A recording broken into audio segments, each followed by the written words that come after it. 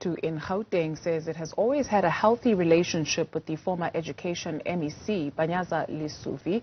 Now they have welcomed Lesufi's successor, Matome Chiloane, as Gauteng MEC for Education. We're now joined to speak more on this by Mr. Eddy Kekana, Sadtu provincial chair for Gauteng. Thank you very much, sir, for availing yourself this morning. Perhaps let's start with the legacy that the former MEC leaves for education in Gauteng. Good morning, Dudu, and good morning to the listeners and the viewers. And maybe let me start by congratulating our outgoing MEC, Mr. Lesufi, for actually steering the education department in the province excellently. And indeed, we had a very, very healthy, successful working relationship with him. We are aware that some other dreams have not yet been realized, but they were actually really dreams that we all cherished together as stakeholders in the province under his stewardship. What are some of these dreams that were not realized that Mr. Chiloane will be tasked with taking over? We know for a fact that the inequalities in our country are also prevalent in education.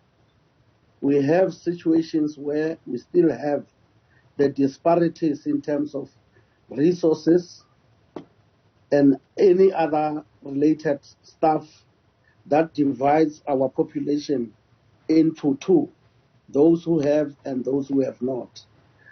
The reality of the situation for the education, which is a public good, to really benefit this particular country, we need to find equality in this particular space because we regard education as a very critical a service that the people have a right on.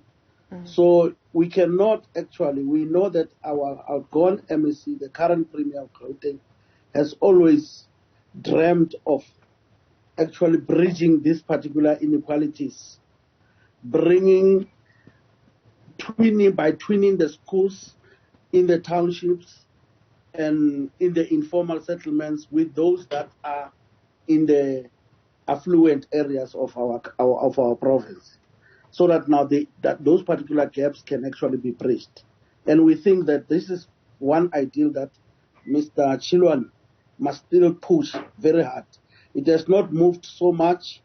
There is still some resistance. Some people are still clinging onto the past. We need to really make sure that we integrate our communities and ensure that we share the resources equitably as a province. And that will take our education forward. And also the other dream, there was a dream which he had already started, and we want to see it actually growing. It is that one of digitizing the schooling in Gauteng. We have seen him introducing the smart boards. In certain grades, they are already there, but it was not in all the schools. Remember, it was a pilot, but we think that would actually enable education can actually deliver its desired goods if ever that particular program can be undertaken. So you can see that Mr. Chiloane has got a lot in his hand, and he has to hit the ground running because we are, as stakeholders, we are passionate about those particular dreams. And thirdly, the MEC, together with the outgoing Premier, had also cherished this particular ideal of having in our 5 regions particular schools that are actually created and established according to particular economies. Like knowing, for example, as in Ukuruleni, as an aerotropolis metro, we had a school called Rosefield, which was training learners from grade 8 in in what we call aviation, a school of aviation. So we want that particular ideal of specialization schools to actually gain momentum and grow, so that now we actually help our kids to actually understand that education is not something generic.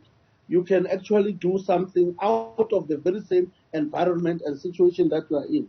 So those kind of dreams, we want to see the new MEC, Mr. Chiloane, who we know he understands very well because he was the portfolio head of education in Gauteng.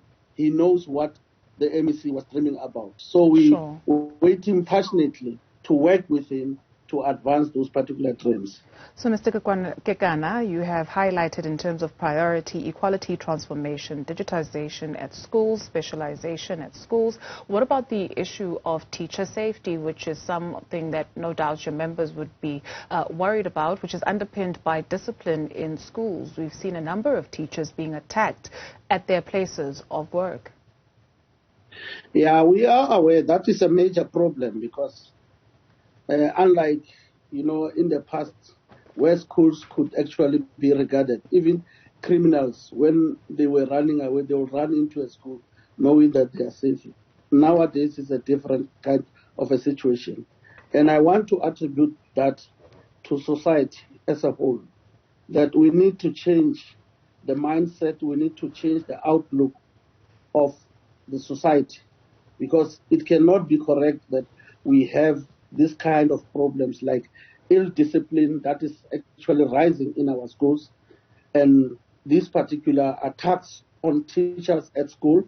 Because if we as a society, we don't actually deal with this decisively, I think we are heading for a serious disaster. So what I can say around that particular matter is that I know that there have been several discussions with other departments in collaboration with Department of Safety, Security, and other departments, but it is not enough. We need to talk about this whole issue because it stems from our own families. It starts from our own homes, where ill discipline is actually brewed, and it goes into those particular schools. But also, I want to admit that our teachers also, we need to retrain them in terms of dealing with these particular challenges of conduct and behavior of some of these particular learners, so that now they understand how to deal with some of these particular learners who are actually unruly. So we need a system of collaboration, but it should not only be at school level, it should go beyond, at communities and at societal level.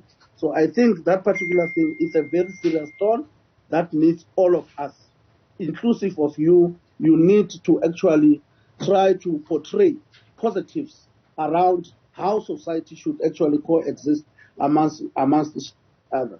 Unlike what now our society is actually subjected to violent actions which are actually taking place in our country. I think that particular narrative needs to be dealt with decisively, and we need to actually portray a positive outlook on life generally.